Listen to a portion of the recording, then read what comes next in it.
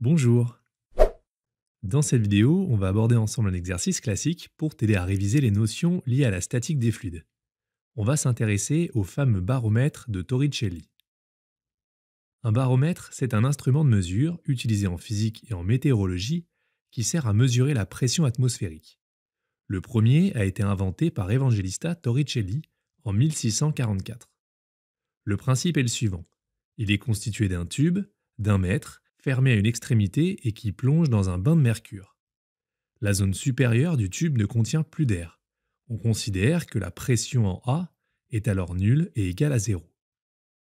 N'hésite pas à mettre pause à tout moment pour t'entraîner à faire cet exercice seul avant de regarder la correction. On y va pour la première question.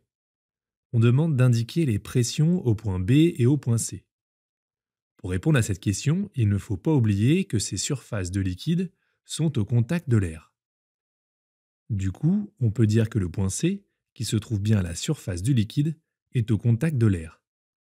La pression en ce point est donc égale à la pression de l'air, donc à la pression atmosphérique, qui est d'ailleurs précisée dans l'énoncé. Le point B, lui, il se trouve ici, donc à la même altitude que le point C.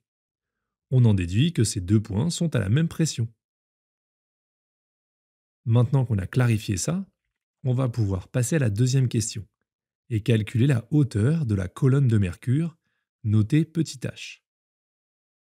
Avec les notations de l'énoncé, on peut écrire que h est égal à ZA, l'altitude au point A, moins ZB.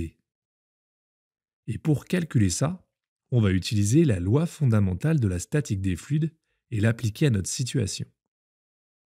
Cette loi, elle permet justement, pour les fluides incompressibles, de relier les altitudes de deux points différents A et B et les pressions PA et PB du fluide en ces deux points. ZA moins ZB, on vient de le dire, c'est petit h, c'est ce qu'on cherche.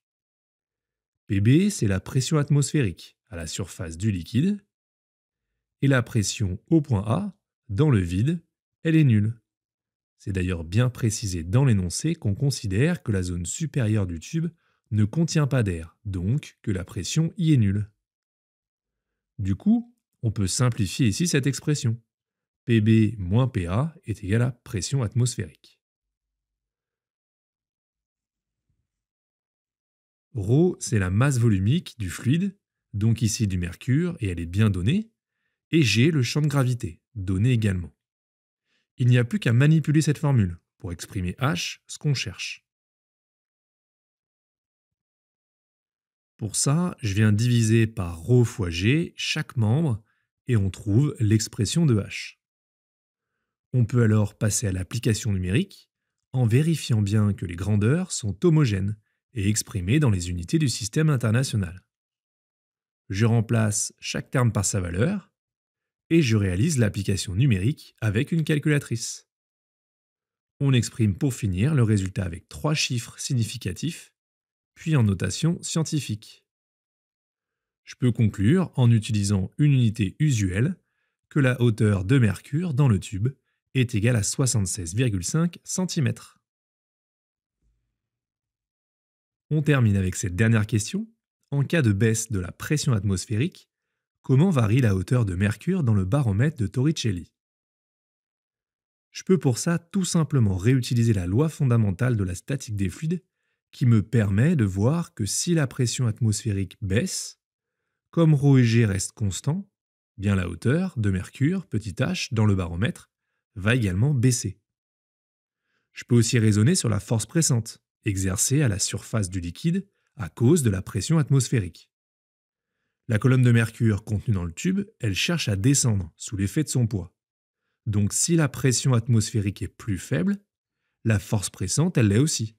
Du coup, la colonne de mercure va descendre. Voilà, j'espère avoir été clair et que tu as bien compris cet exercice. Je te propose cette vidéo pour continuer tes révisions sur ce thème. Je te souhaite bon courage et à bientôt.